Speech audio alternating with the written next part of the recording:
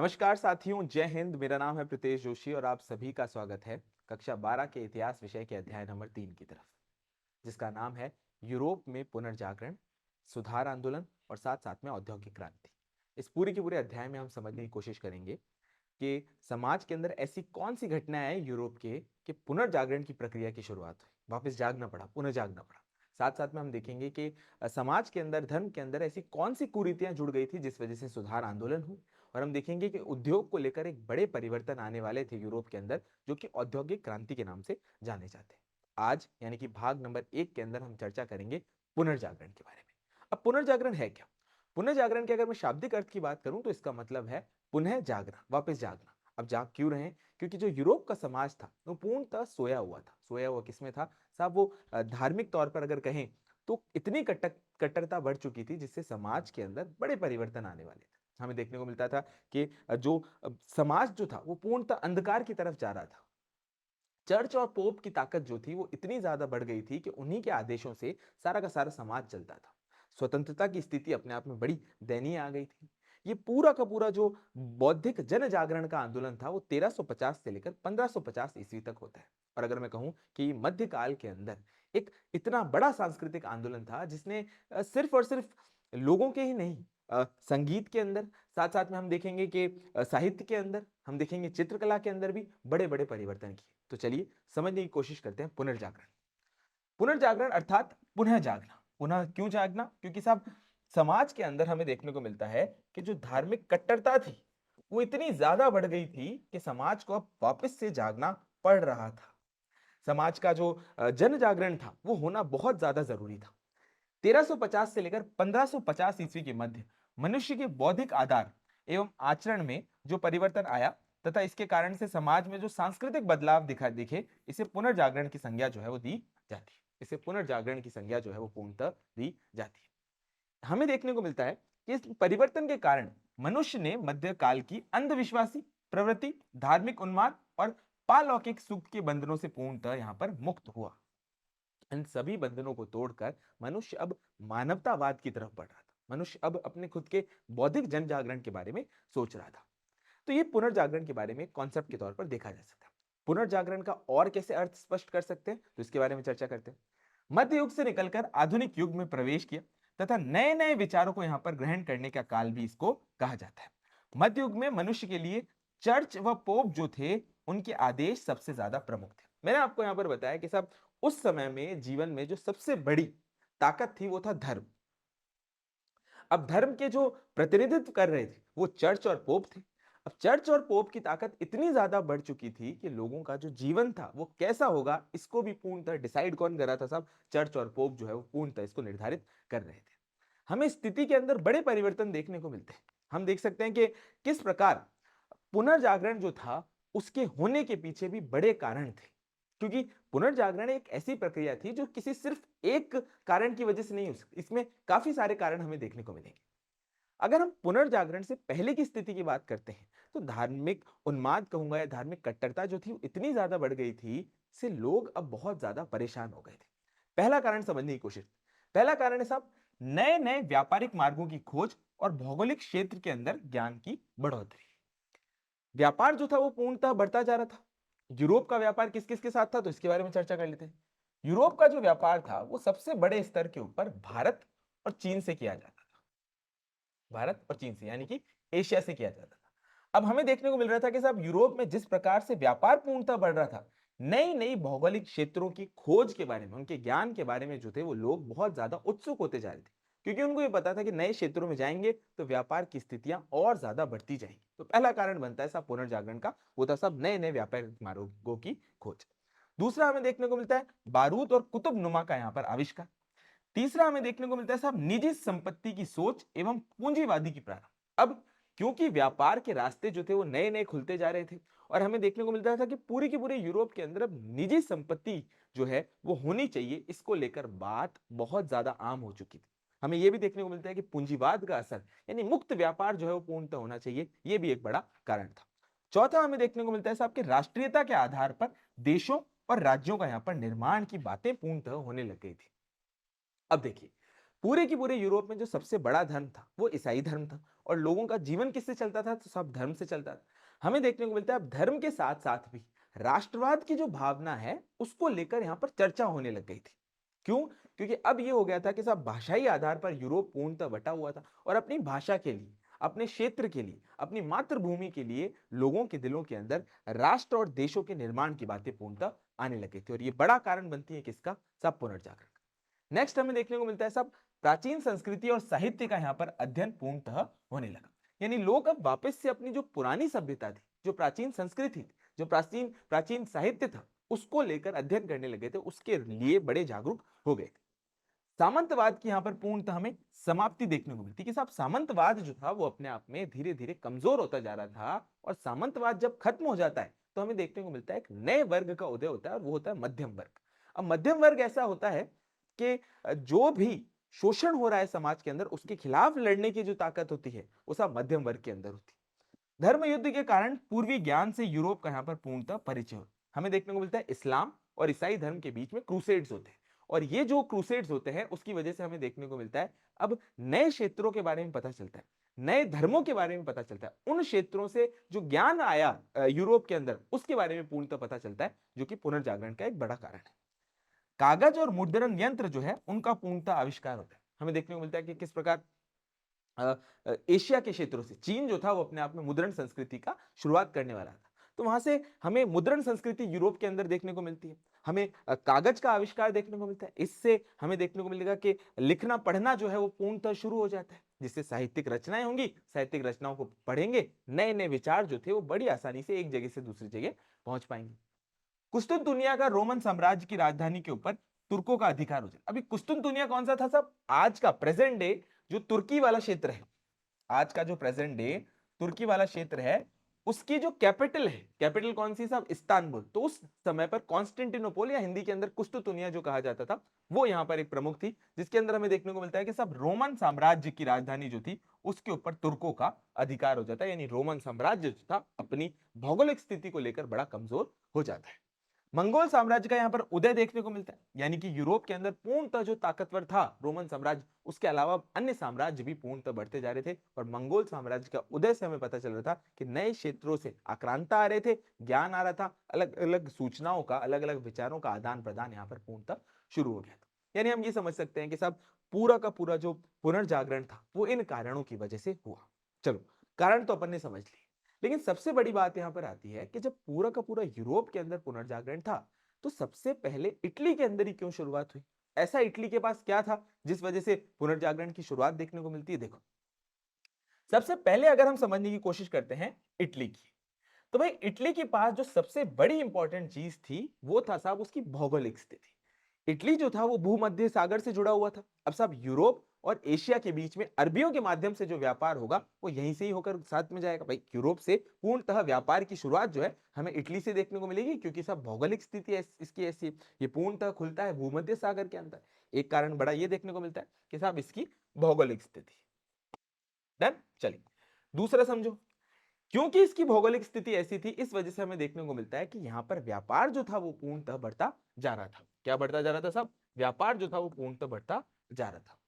अब इटली के अंदर क्योंकि व्यापार पूर्णतः बढ़ता जा रहा है, इस वजह से हमें देखने को मिलेगा कि साहब काफी सारे नए लोग आएंगे और वे आकर अपने साथ विचार जो है उनका आदान प्रदान करेंगे। जब दूर दराज के क्षेत्रों से नए विचार आएंगे, नए ज्ञान के बारे में पता चलेगा, तब स्थिति के अंदर बड़े परिवर्तन हमें देखने को मिलेंगे। चलिए तो इस कॉन्सेप्ट को बढ़िया तौर पे समझने की कोशिश करते हैं कि सर्वप्रथम इटली के अंदर ही पुनर्जागरण जो है वो क्यों शुरू हुआ, इसके कौन से कारण, एक एक कारण को अपन समझने की कोशिश करते हैं।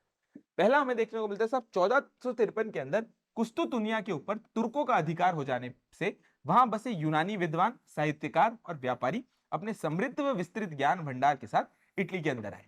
क्योंकि इसके अंदर हमें देखने को मिलता है कि तुर्कों का पूर्णतः यहां पर कब्जा हो जाता है, जिस वजह से देखने को मिलता है कि वहां रहने वाले जो यूनानी साहित्यकार थे वो पूर्णतः अब इटली में आकर बसे। अब वो ज्ञान का भंडार था यूनान, वहां से जितने भी साहित्यकार आए इटली के अंदर उन्होंने शरण ली, और इटली अपने आप में विचार, नए नए विचारों का एक गढ़ बनता गया। इटली प्राचीन रोमन साम्राज्य की जन्मस्थली होने से भी वहां रोमन सभ्यता के भी अवशेष विद्यमान थे, क्योंकि प्राचीन रोमन साम्राज्य की अगर मैं बात करता हूं तो साहब उसकी शुरुआत हमें देखने को मिलता है वो जन्मस्थली, इस वजह से वहां के भी अवशेष प्राप्त थे। इटली के अंदर दी जाने वाली शिक्षा में धर्म के स्थान पर व्यापार में सहायक भौगोलिक ज्ञान को भी महत्व दिया जाता था। क्यों?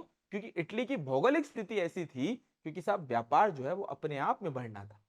वहां पर पूरे के पूरे यूरोप के अंदर धार्मिक शिक्षा जो थी वो सबसे इंपॉर्टेंट थी, लेकिन हमें देखने को मिलता है इटली के अंदर सबसे बड़ा रीजन ये मिलता है कि भौगोलिक ज्ञान जो है वो पूर्णतः दिया जा रहा था, क्योंकि वहां पर व्यापार जो था वो बड़े स्तर पर फल रहा फूल रहा था। इटली के अंदर यूरोप के अन्य देशों की तुलना के अंदर सामंतवाद नहीं था, या स्वतंत्र उदारवादी विचारधारा जो थी वो पूर्णतः पनप रही थी।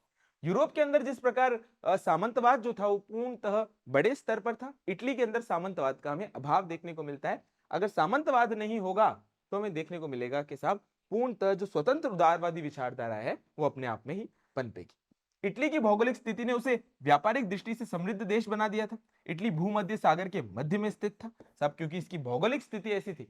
इटली का अपने आप में सामरिक महत्व तगड़ा था, व्यापारिक महत्व इतना तगड़ा था क्योंकि भौगोलिक स्थिति ऐसी थी, जिस वजह से हमें देखने को मिलता है कि इटली जो है वो पुनर्जागरण की सबसे बड़ी शुरुआत, सबसे बड़ी कड़ी बनता है। साथ साथ में हम देखते हैं कि यह एशिया और यूरोप के मध्य व्यापारिक गतिविधियों का एक बड़ा केंद्र, एशिया और यूरोप के मध्य व्यापारिक गतिविधियों का बड़ा केंद्र था। अगर एशिया से कोई भी सामान आ रहा है तो वो इटली के माध्यम से ही पूरी की पूरी यूरोप के अंदर पहुंचता था। अतः यहाँ विचारों का आदान प्रदान होने और एक तार्किक दृष्टिकोण जो है उसका पूर्णतः विकास हमें देखने को मिलता है। इटली के व्यापारी उसे एक समृद्ध व धनी देश बना दिया था। इटली के व्यापारियों की आर्थिक स्थिति इतनी बढ़ती जा रही थी कि वो एक बड़ा समृद्ध और धनी देश जो है वो पूर्णतः बन चुका था। साथ साथ ही हम देखेंगे सबके इटली के फ्लोरेंस नगर के अंदर बड़े विचारक जैसे Dante, Petrarch, Boccaccio, Angelo, Leonardo da Vinci, Machiavelli, Ghiberti जैसे बड़े बड़े साहित्यकार और कलाकार रह रहे थे। और इनसे हमें देखने को मिलता है कि साहित्यिक जो परिवर्तन होने वाला था यूरोप में वो इन्हीं की ही देन था। बड़े बड़े नाम जैसे लियोनार्डो डा विंची, साथ साथ में मैकियावेली, अब ये अपने विचारों को दूसरे यूरोप तक पूर्णतः पहुंचा रहे थे। हमें देखने को मिलता है कि इटली इस वजह से इतना पुनर्जागरण की कहूं तो सबसे बड़ी शुरुआती कड़ी था। तो हम यहां पर पूर्णतः समझ चुके हैं कि साहब पुनर्जागरण क्या था, पुनर्जागरण के आरंभ होने के क्या कारण थे, और साथ साथ में इटली के अंदर ही क्यों पुनर्जागरण के सबसे पहले हमें देखने को मिलता है। इस व्यापारी वर्ग ने धन संपन्न होने की वजह से धर्म से विमुख हो विलासितापूर्ण जीवन जीने व उससे संबंधित सामग्री के संग्रह से ही जीवन सुखमय बनाने का पूर्णतः आधार समझ लिया था। अब व्यापारी वर्ग जो था वो पूर्णतः ताकतवर बनाता जा रहा था इटली को। इटली में व्यापार केंद्रित होने से मध्यम वर्ग का बड़ा उदय हुआ, और मैंने आपको क्या बताया कि साहब जहां पर भी शोषण होगा उसके खिलाफ लड़ने के लिए जो सबसे पहले आएगा वो कौन आएगा साहब? मध्यम वर्ग। क्यों? क्योंकि जो निम्न वर्ग है वो अपने आप में शोषण उनके ऊपर भी हो रहा है, मध्यम वर्ग के भी ऊपर हो रहा है, लेकिन मध्यम वर्ग जो है अपने आप में ताकतवर है, जनसंख्या के माध्यम से आता है। और जो अभिजात वर्ग है, कुलीन वर्ग है, वो तो शोषण करता है, तो साहब वो तो पूर्णतः आगे आएंगे नहीं। इस वजह से हमें देखने को मिलता है मध्यम वर्ग का भी वहां पर पूर्णतः उदय हुआ, जिसमें मध्यकालीन अंधविश्वासी मान्यताएं और परंपराओं को दरकिनार कर राजनीतिक, सामाजिक व आर्थिक अधिकारों की यहाँ पर मांग प्राप्ति से अग्रणी भूमिका पूर्णतः निभाई। अब इस चीज को और कॉन्सेप्ट के तौर पर समझने की कोशिश, जैसे अगर मैं भारतीय राष्ट्रीय आंदोलन की बात करता हूं तो राष्ट्रीय आंदोलन की जो सबसे बड़ी रीढ़ की हड्डी थी वो कौन था? तब वो था भारतीय मध्यम वर्ग, जो पढ़ा लिखा था, समझदार था, क्या गलत है क्या सही है पूर्णतः जानता था, तार्किक था। इस वजह से हमें देखने को मिलता है जैसे भारत में राष्ट्रीय आंदोलन चलाया उसी वजह से इटली के अंदर एक मध्यम वर्ग था, एक अभिजात वर्ग, निम्न वर्ग, इन दोनों के बीच में मध्यम वर्ग था। मध्यम वर्ग होने की वजह से हमें देखने को मिलता है कि इटली के अंदर ऑटोमेटिकली हमें ऐसी चीजें दिखती जा रही थी कि जो पुनर्जागरण के जो विचार थे वो पूर्णतः इटली से फैलते फैलते पूरी की पूरी यूरोप के अंदर फैल रहे थे। तो चलिए इटली के बाद हम चर्चा करते हैं यूरोप की कुछ प्रमुख विशेषताओं के बारे में कि साहब यूरोप में जो पुनर्जागरण फैला उसकी कौन कौन सी मुख्य विशेषताएं हैं। इन सभी बिंदुओं के ऊपर एक एक विस्तृत चर्चा करते हैं। एक एक पॉइंट के ऊपर यहां पर क्वेश्चन बन सकता है, एक एक पॉइंट को ढंग से समझने की कोशिश करें। यूरोप में पुनर्जागरण की प्रमुख विशेषता, सबसे पहले हमें देखने को मिलता है प्रादेशिक भाषाएं और लौकिक साहित्य के निर्माण को प्रमुखतया से वरीयता दी जाने लगी। देशी और बोलचाल की भाषाएं जो थी अब वो साहित्यिक भाषाएं पूर्णतः बन गई थी। हमें देखने को मिलता है कि यूरोप जो था वो अपने आप में पूर्णतः भाषाई तौर पर बटा हुआ था। कौन कौन सी मुख्य भाषाएं साहब? देखो एग्जाम्पल के तौर पे अंग्रेजी, जर्मन भाषा, फ्रांसीसी भाषा, इटालवी भाषा, इतालवी भाषा, इन सभी भाषाओं से हम देखते हैं कि पूरी की पूरी क्षेत्र जो थे इनके अंदर अलग अलग साम्राज्य थे, पर फिर भी हमें देखने को मिलता है कि भौगोलिक स्थिति जो थी वो आपस में बड़ी दयनीय थी।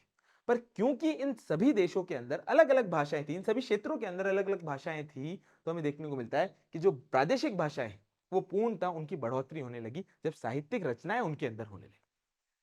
पुनर्जागरण के विश्व के बारे में अधिक जानने की उत्सुकता जो थी वो पैदा की, जिससे नए नए देशों की पूर्णतः खोज की प्रेरणा करी। पुनर्जागरण से जब विचार जो थे वो एक जगह से दूसरी जगह पहुंच रहे थे, तो अब ये सोचा गया कि साहब हम अपने साम्राज्य को कैसे बढ़ा सकते हैं, हम हमारी आर्थिक स्थिति को बढ़िया कैसे कर सकते हैं। और इसके लिए हमें देखने को मिलता है अब धार्मिक कट्टरता को छोड़कर भौगोलिक ज्ञान की यहाँ पर बातें की जाने लगी, जिससे नए नए क्षेत्रों तक पहुंचा जा सके। मानव और मानवतावाद ने पोप और पालौकिक सुख का स्थान जो है वो पूर्णतः ले लिया, क्योंकि हमें देखने को मिल रहा था कि उस समय के यूरोप के समाज में जो सर्वे सर्वा था वो पूर्णतः पोप था, चर्च था। लेकिन हमें देखने को मिलता है अब मानवतावाद की पूर्णतः बातें की जा रही थी। पुनर्जागरण ने मजहबी परंपराओं को तोड़ स्वतंत्र तार्किक चिंतन व बौद्धिक विकास को बढ़ावा दिया। अब वाद विवाद व तर्क ने प्रत्येक कार्य कारण के संबंधों की को सत्यता की कसौटी पर परखना शुरू कर दिया।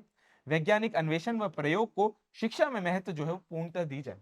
ये समय ही ऐसा था कि हमें देखने को मिलता है कि साहित्यिक रचनाएं पूर्णतः बढ़ती जा रही थी, लोगों का वैज्ञानिक दृष्टिकोण बनता जा रहा था।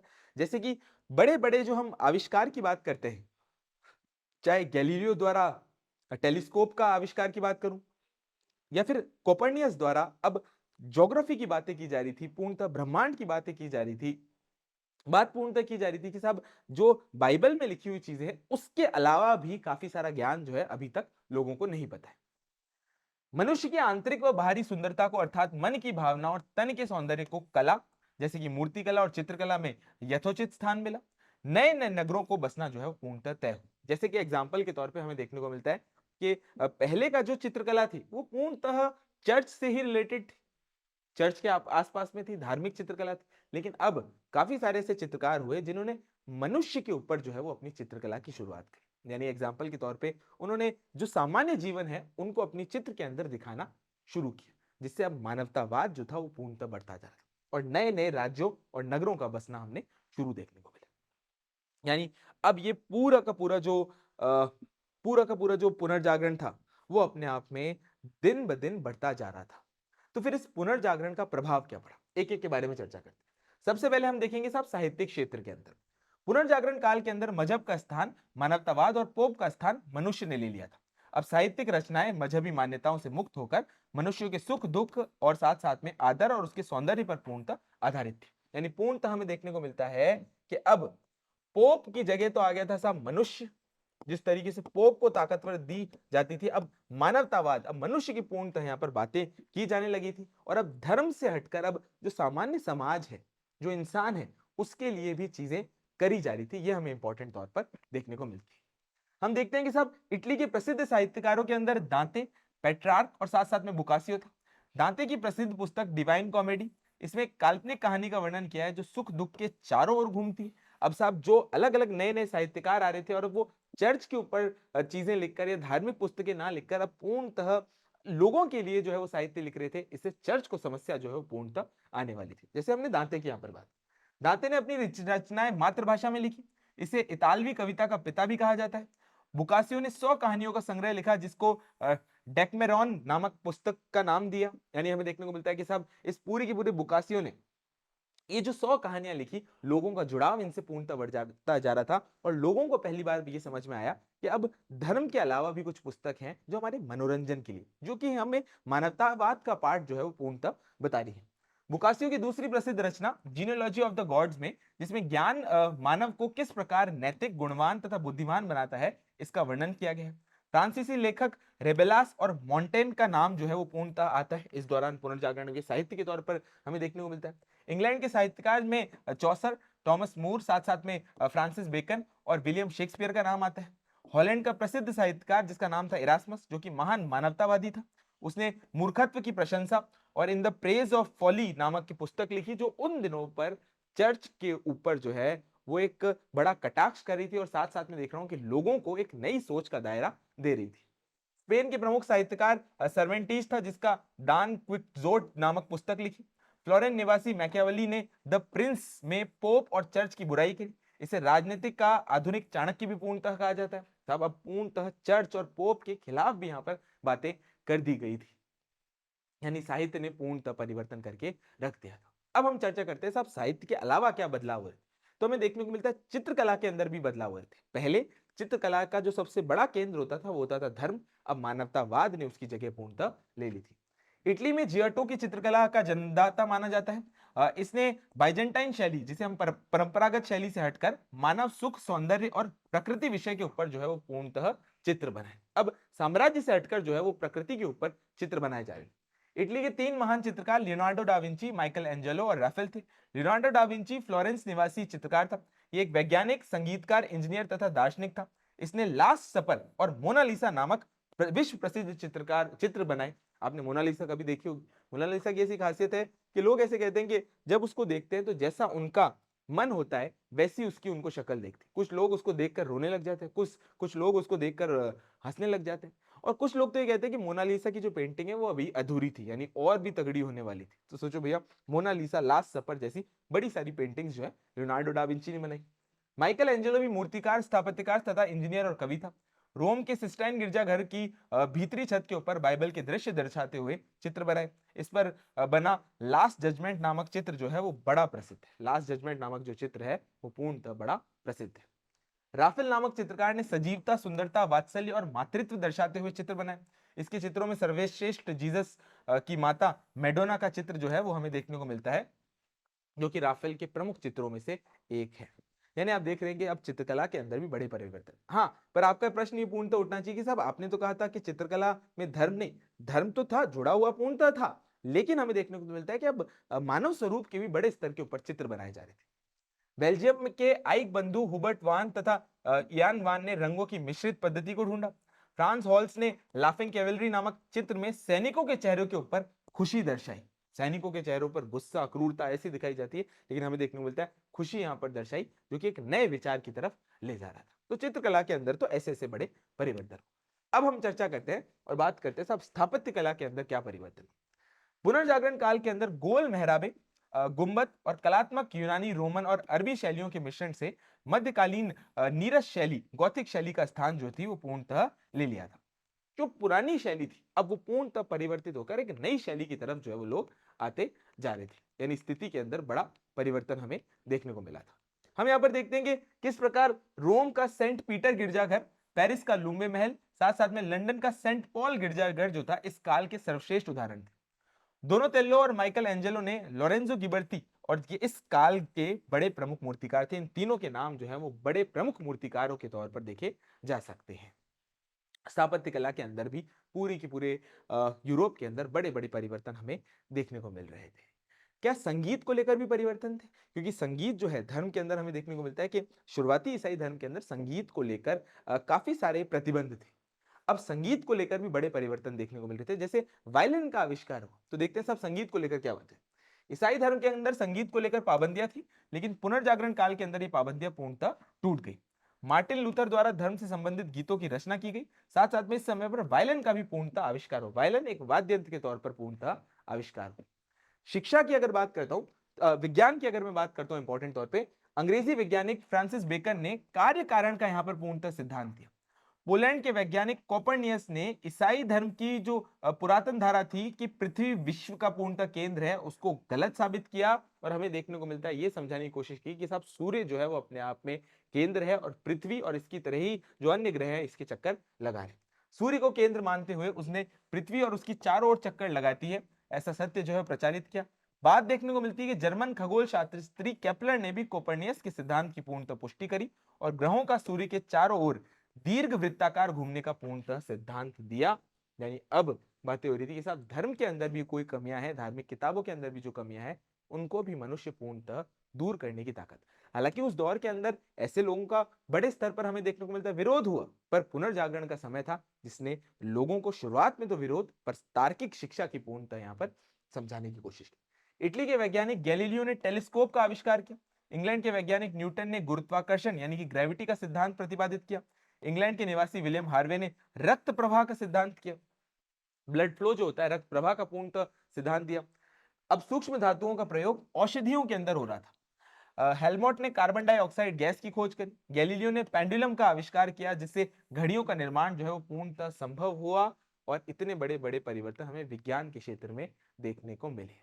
यानी आप एक बात तो पूर्णतः समझ सकते हैं, चाहे संगीत हो, चाहे विज्ञान हो, या फिर शिक्षा हो, या फिर हमें देखने को मिलते स्थापत्य कला हो या चित्रकला हो, इन सभी क्षेत्रों के अंदर बड़े बड़े परिवर्तन आ रहे थे, जिसका शुरुआत में तो यूरोप के जो कट्टरतावादी थे वो पूर्णतः विरोध कर रहे थे, पर ये जो पुनर्जागरण का विचार था वो बड़े स्तर पर फैल रहा था और अब यूरोप के अंदर बड़े बड़े बदलाव के लिए चीजें आ रही थी।